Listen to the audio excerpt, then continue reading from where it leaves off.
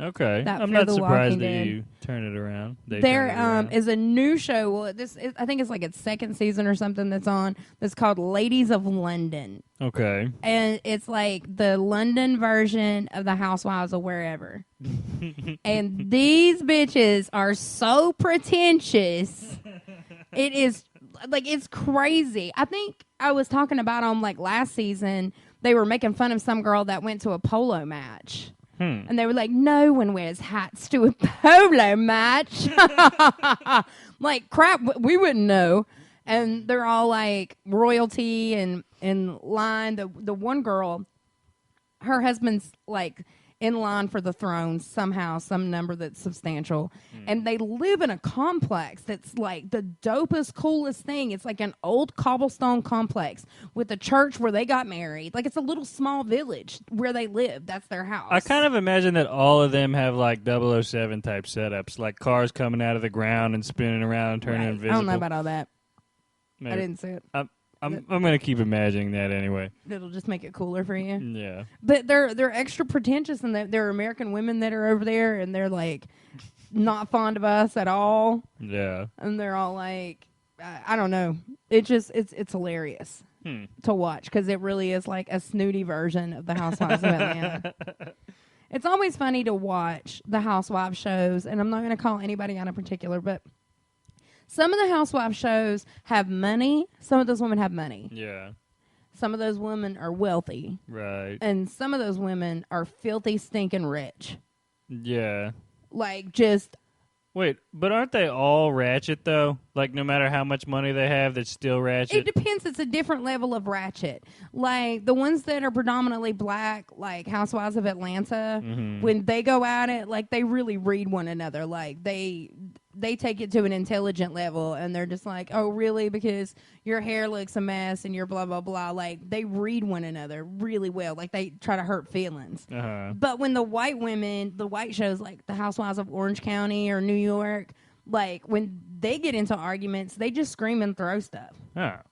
And it really kind of doesn't make any sense, their argument. Do the English women scream and throw stuff, or do they just, like, have tame little insults? Yeah, they throw social shade. Like, they're like, oh, I'm glad you had the confidence to wear that dress today. Right. Exactly. And they're like, you know, in London, they can smell a social climber a mile away. Like, that's the kind of crap they say. Like... They're trying to be ratchet, but it's so far removed from them. Well, they're very These ladies of London, they are very, very rich, and they all come from like years and years of money. Like the Housewives of Beverly Hills changed the game for me because they don't look nouveau riche at all. Like they've been had money for a very long time, and at the beginning of the Housewives show, they all the different housewives, like Atlanta, they all hold a peach, and New York, they all hold an apple. But the Housewives of Beverly Hills, them bitches hold diamonds. Like that's my fruit. Wait, in what context do they hold these things? Like at the beginning of the show when it does the intro, they'll have all of them lined up, and they're all standing there like holding a fruit. Like Orange County is obviously.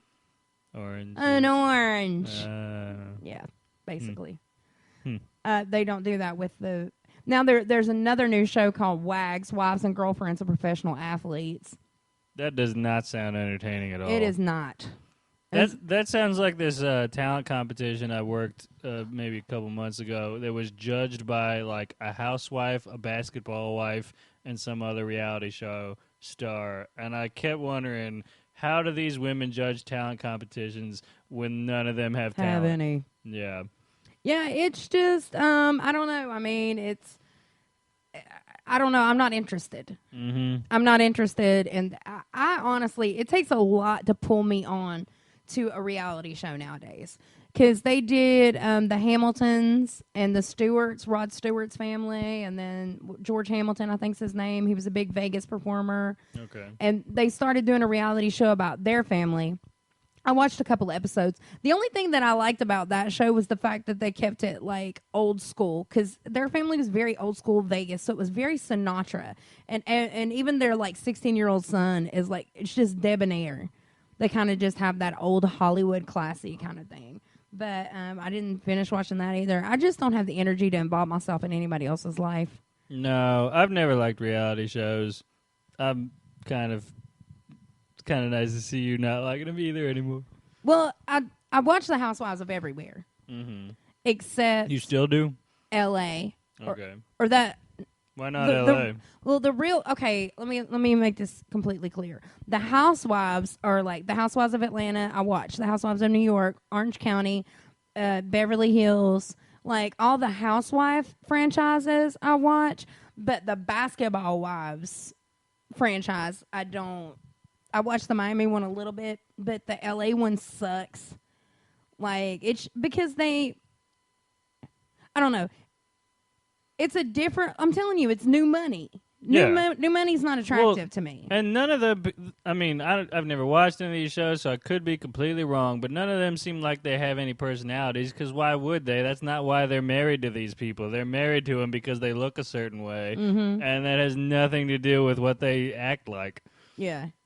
There's a new housewife on Orange County, and her husband's a professional athlete, and I can't remember his name, but she is such a bitch, and she has no personality, and you can tell that she's just constantly trying to stir up and make up problems to make herself relevant, and he doesn't even like her.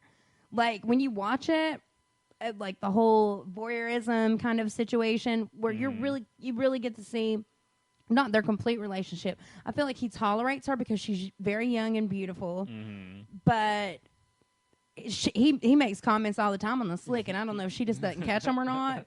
When she's like they got into an argument, and she's like, "Well, how dare her, Vicky, say that because I'm going to be your wife forever." And then he was like, "We'll see." Like he's like undermines her like with these little slick comments like okay. And she was like, "I hate that we're gone from each other," because they've only been married 4 months and they've not even really even spent a whole week together because he travels for work so much. Wow. And she was like, "I just can't take this anymore that you travel all the time and we never get to spend time with each other." And he's like, "Don't get your hopes up." Oh. Yeah, like that kind of stuff. So that's not a healthy marriage. Yeah, I don't know who that chick is. I can't remember her name. That tells you how much I can't stand her. She's been on all season. Her name's not coming to me right now.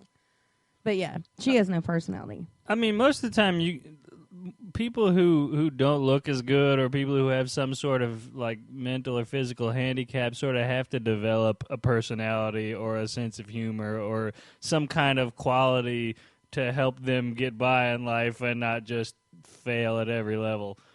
Like, if you look that good, you've probably been handed so many things you haven't needed to develop any good qualities. Yeah, basically. They but the ones, like I said, come here. The old money ones are entertaining to me because I don't know that lifestyle. I don't know what it's like to the one girl on the Housewives of New York. She's part of the Kennedy family. Oh, wow. So I don't know what that kind of lifestyle is like. So that stuff is interesting to me. Yeah. Some of it from like a cultural point of view. Yeah. Like, and the ladies like you were talking about the Vegas thing, like I don't know if I'd like that much more than the rest of them because of the style of the show, but at least it'd be interesting to see that culture because I don't see that much. It's not around my regular life. So yeah, they're they have the Hamiltons. They have a very Sinatra type of vibe because his dad's royalty in Vegas, like old Vegas royalty, right? Basically, yeah. And I'm a big Sinatra fan, so yeah, I like him. I dig that. Yeah. What else is going on television? Football. You gonna set your mic down? Week 1 just happened. It was exciting. Did you watch Monday Night Football last night? I know you wanted to. I did. The Falcons won in a really good game with the Eagles. Both of them came to play. And does Michael Vick still play for the Eagles? No. Who does he play for now? I don't think he's on a team right now. Sam Bradford is the quarterback of the Eagles. But you'll be happy to know that Marcus Mariota led the Titans to a beatdown of, I think it was the Buccaneers. The Titans might actually be really good this year based on the first game. I can't wait till we start to win. Yeah. football. But in the first game, which is the reason I wrote it down as a topic to talk about in the first place, was the Steelers and the Patriots, which after ESPN wrote like a 10-page article about how the Patriots have cheated throughout the years since their first Super Bowl up to now. And it was surprising to see an actual like big name news source talk about that, because up to this point it's been kind of obvious and a lot of fans have felt that way, but yet like major news, the ESPN, NFL, all that stuff haven't addressed it. They've acted as if it didn't happen because it would hurt the brand and they don't want anything to come against the brand. But it was interesting to see ESPN actually talk about it, and they wrote a very long article talking about all the intricacies of how they've cheated over the years and how it helped them win 4 Super Bowls and how none of their Super Bowls are actually legitimate. P.S. Miss Georgia won Miss America. Nice. Miss USA. Last weekend. Oh, good for you. And one of their questions was about the football deflating situation. What was the question? I don't remember. Okay. But her answer was, I don't know. I would have to hold one of the balls in my hand and see if it felt deflated. And she's the winner of Miss America. Because she sang opera for her talent portion and like killed it. Like she Ave Maria'd her ass right onto that, right underneath that crown. Wow. But I mean, cool that she won. But that her answer to that question was terrible. I don't even know. Well, the other issue that came up, like when the Patriots played the Steelers just this past weekend, was the Steelers kept in their headsets when they're supposed to be able to communicate with each other to get things coordinated. They kept getting the Patriots radio station broadcast in their headsets, and then anytime a Steelers official would walk over to the stadium officials to try to address the issue, suddenly it would go away, and then the Steelers official would walk back toward his own bench, and it would come back, and they say they're not cheating. They're fucking cheating. Ridiculous. Yeah. That's why none of the Patriots Super Bowls are legitimate. They should just put it on ludicrous radio. That would encourage them to win. Move, bitch. They could put it on the Nookies on the Block station of Pandora. Yeah. Hanging tough. That might motivate them as well.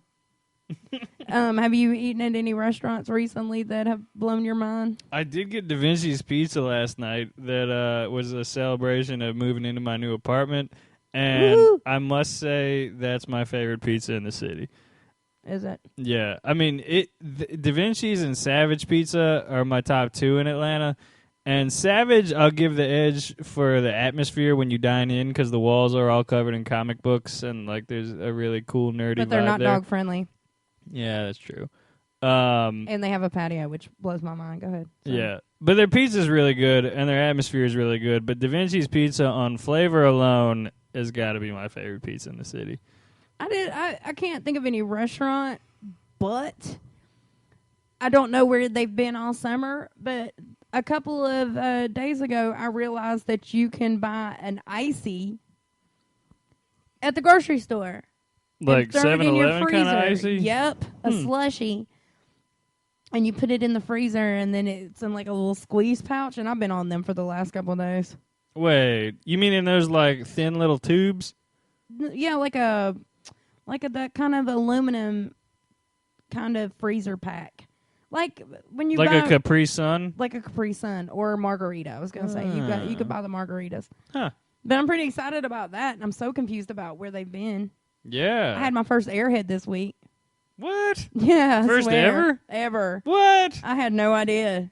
Delicious. Yeah, you've been missing out. A friend of mine was like, do you want red or blue? And I'm like, what the F do I look like? Of course I want red. And then so I ate the red one, and I was like, oh my God, this is amazing. And then he was like, hey, I bet you this blue one tastes better. I was like, there's no way. It did. So good.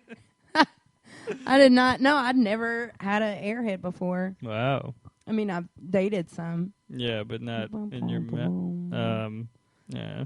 No, I don't need it. It wasn't a sign to do it. Are my eyelashes falling off? I don't think so. Okay. These eyelashes have been hanging on all day. These little Target lashes, honey. They've been hanging on for this photo shoot since the crack of dawn today. I took them off, redid them. I'm like, I'm sick of these